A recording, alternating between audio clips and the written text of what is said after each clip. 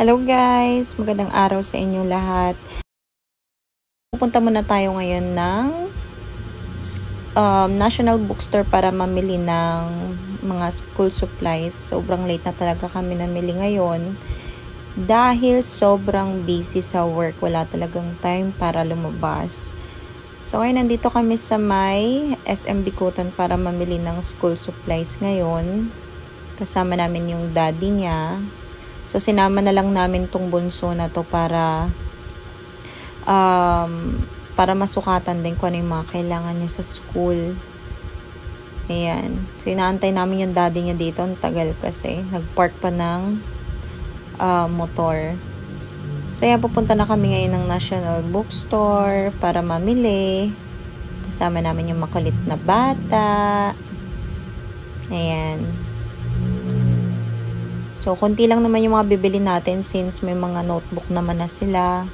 Yung mga importanteng gamit, tsaka mga stock nila para hindi na lagi bili ng bili kung ano yung mga kulang. Ayan. So, konti lang yung mga tao ngayon dito. Yan. Bumili kami ng mga graphing notebook para sa grade 4 ko. Kailangan daw nila yun para sa math nila. Mga pantasa, ayan, laging nawawala, 'di ba? Laging nasisira, kaya kailangan bumili na, tsaka may extra.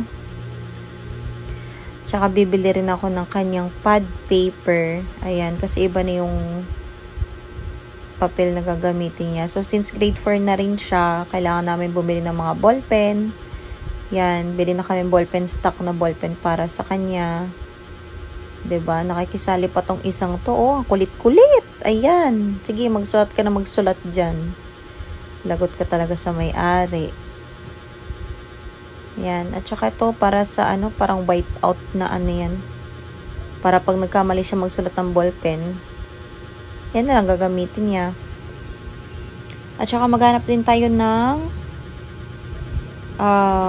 colored paper. Ayan.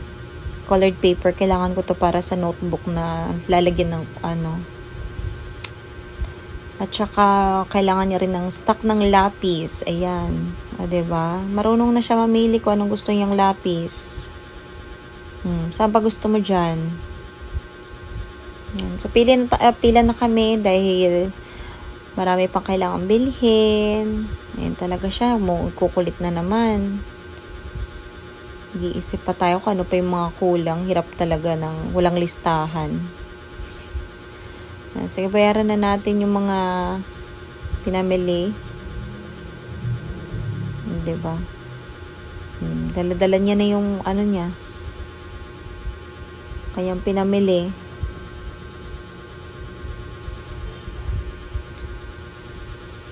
Sabi niya dyan sa akin, nagugutom na daw siya. So, kain na daw kami. Hanap pa kami ng kakainan. So, paborito niya talagang kainin is Jollibee. Kaya nag-take out na lang kami. Tapos, kumain kami sa Marugame Udon. Our all-time favorite food. Ayan. Yan yung comfort food namin ng asawa ko. Yung paborito niya dyan kainin is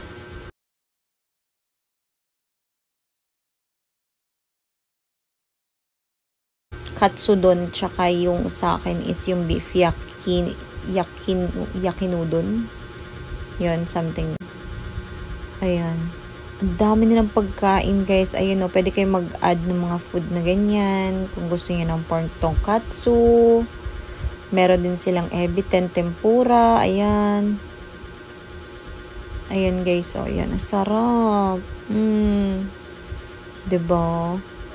Mabubusog ka talaga dyan, guys, sa isang food lang. Isang bowl ng food nila, sobrang nakakabusog na. Ayan meron din silang mga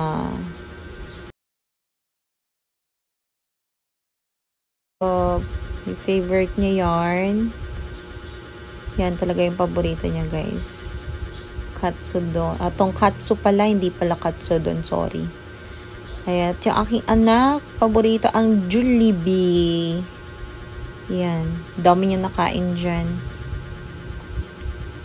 So, pagtapos namin dito, guys, pupunta pa kami ng department store para bumili ng mga gamit para sa